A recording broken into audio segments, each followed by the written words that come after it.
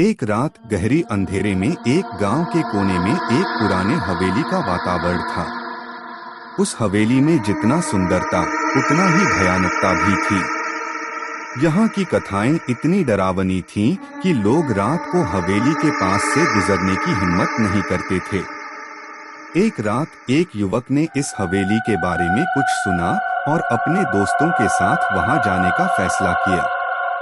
उन्होंने अपनी धूर्तता को दिखाने के लिए वहां जाने का निर्णय किया। हवेली में पहुंचते ही वे लोग देखते हैं कि हवेली का माहौल बहुत ही भयानक है।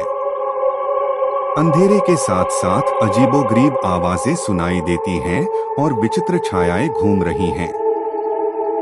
धीरे धीरे उनकी धैर्य और हिम्मत कम होने लगी, लेकिन उन्होंने एक दरवाजे को खोलने का निर्णय लिया।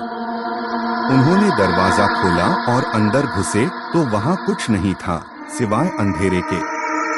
धीरे धीरे उनकी आंखों के सामने एक आदमी की छाया दिखाई दी जो किसी भी रूप में दिखाई नहीं दे रहा था। वे भयभीत होकर पीछे हटने की कोशिश करते हैं, लेकिन वह छाया उनके साथ ही बढ़ती जा रही थी। उन्होंने धक्का मारकर दरवाजे को बंद किया, लेकिन अद्भुत तरीके से दरवाजा फिर से खुल गया और उनके सामने वही भयानक छाया थी।